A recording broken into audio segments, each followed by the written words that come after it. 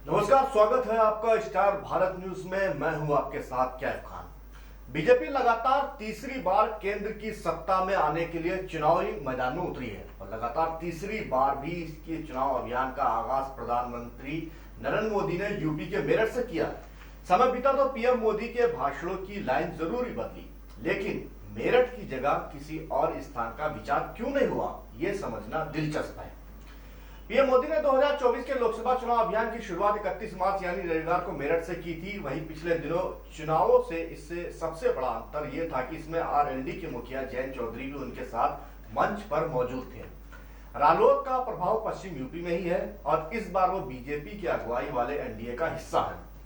BJP ने इस बार Meerut Lok Sabha seat से अपने 3 बार के सांसद राजेंद्र अग्रवाल की जगह प्रसिद्ध रामायण धारावाहिक में भगवान राम का किरदार निभाने वाले अरुण गोविल को टिकट दिया। भाजपा 66 वर्षीय गोविल के दम पर इस बार जाटलैंड में बड़ी जीत की उम्मीद से उतरी है। सिर्फ मेरठ की बात करें तो बीजेपी इस सीट पर 1991 से अब तक के 8 लोकसभा चुनाव में से 6 बार जीत चुकी है। 2009 से इसके नेता राजेंद्र अग्रवाल यहां से लगातार जीत रहे हैं। 2024 के लोकसभा चुनाव अभियान का आगाज करते हुए पीएम मोदी ने इस बार मेरठ की रैली में भ्रष्टाचार के खिलाफ अपने भाषण को फोकस किया। अब की बार मेरठ से भ्रष्टाचारियों पर प्रहार दिल्ली के रामलीला मैदान में विपक्षी इंडिया ब्लॉक की रैली के तुरंत बाद पीएम मोदी ने मेरठ की रैली में कहा कि जब मैं भ्रष्टाचार के खिलाफ कार्रवाई कर रहा हूं तो कुछ लोग परेशान हैं और अपना आपा भी खो बैठे हैं। मोदी का मंत्र है भ्रष्टाचार हटाओ, वे कहते हैं भ्रष्टाचारी बचाओ। ये चुनाव 2 पक्षों की लड़ाई है, एक एनडीए है और भ्रष्टाचार मिटाने का मैदान, तो दूसरा मैदान भ्रष्ट को बचाना है। अब आपको फैसला करना है कि भ्रष्टाचारी को बचाने की जरूरत है या भ्रष्टाचार को खत्म करने की आवश्यकता है। 2014 में मुजफ्फरनगर दंगे पर फोकस रहा। भाषण 2014 के चुनाव अभियान की शुरुआत में पीएम मोदी ने मुजफ्फरनगर दंगे के मामले पर काफी फोकस किया। वो तब क्षेत्र का सबसे गर्म मसला था और भाजपा के पीएम उम्मीदवार के तौर पर नरेंद्र मोदी ने इसे जोर शोर से उठाया था। उन्होंने तब पश्चिमी यूपी की चुनावी अहमियत यह कहकर बयां की थी कि उत्तर प्रदेश में सत्ता का सूरज पश्चिम से उगता है। 2019 में बालाकोट एयर स्ट्राइक का हथियार था साथ ही, लेकिन 5 साल बाद 2019 में 27 मार्च को चुनाव अभियान की शुरुआत के समय पीएम मोदी के पास करीब 1 महीने पहले हुए बालाकोट एयर स्ट्राइक वाला हथियार था। उन्होंने ट्रिपल तलाक और बेटियों की सुरक्षा पर भी बात की और सपा, आरएलडी और बसपा गठबंधन को शराब कहा था। हम यहां देखेंगे कि पिछले 2 चुनाव में पीएम मोदी के भाषणों का इलाके की 7 लोकसभा सीटों पर क्या असर पड़ा, चलिए आपको दिखाते हैं।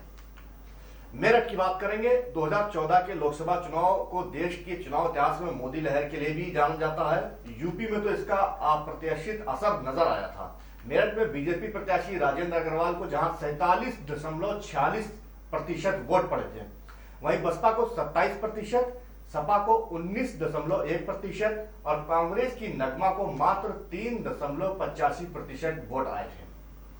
2019 के चुनाव का परिदृश्य बदल चुका था। सपा बसपा रालोद का गठबंधन था, फिर भी बीजेपी उम्मीदवार को पहले से अधिक यानी 48.17% वोट ही मिले, जबकि महागठबंधन के बसपा उम्मीदवार हाजी मोहम्मद याकूब को 47.78% वोट का हासिल हुआ था।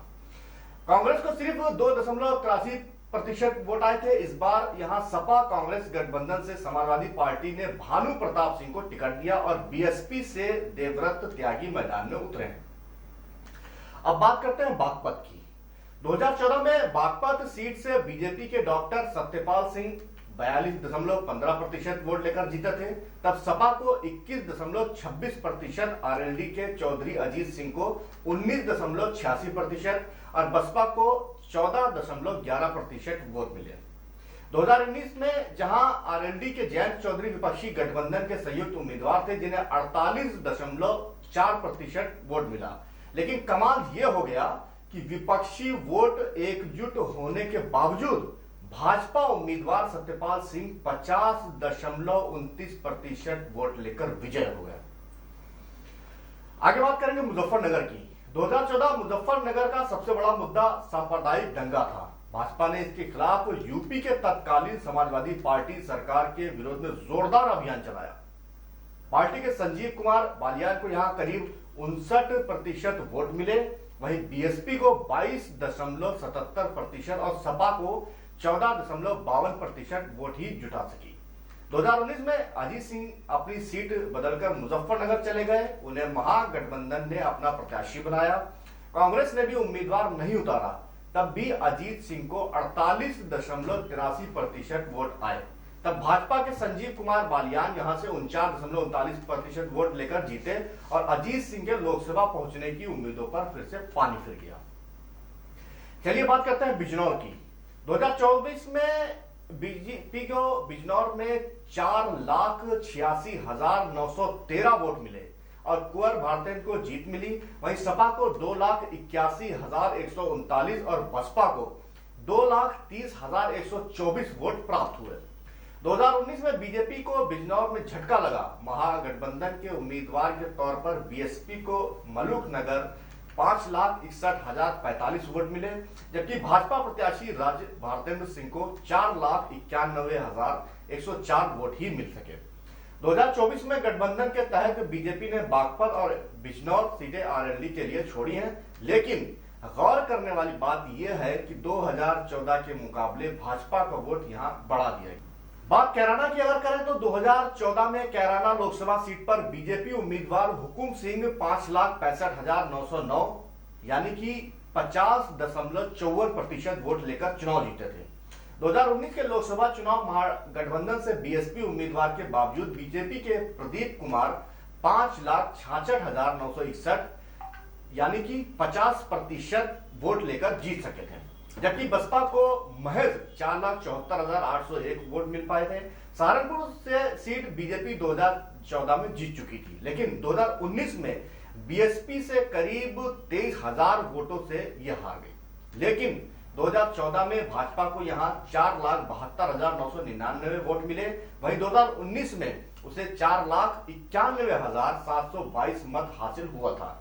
यानी ज्यादा वोट आने के बावजूद विपक्षी दलों के संयुक्त उम्मीदवार की वजह से बीजेपी के हाथ से ये सीट निकल गई। चलिए बात करते हैं नगीना की, जहां पर नगीना सुरक्षित सीट पर बीजेपी 2014 में 8,67,285 लेकर सीट यहां पर जीती थी। 2019 में इसके उम्मीदवार को 4,01,546 वोट मिले थे, लेकिन यहां बसपा को बड़ी जीत मिली। जाहिर है 2019 में इन सभी सीटों पर बीजेपी को जीत नहीं मिल पाई, तो भी इसके वोट बढ़े हुए हैं। ये सारी सीटें पश्चिम यूपी की हैं, जिसने लगातार दोनों चुनावों से केंद्र में भाजपा को सत्ता दिलाने में अहम भूमिका निभाई है। फिलहाल के लिए मुझे दीजिए इजाजत, देखते रहिए स्टार भारत न्यूज।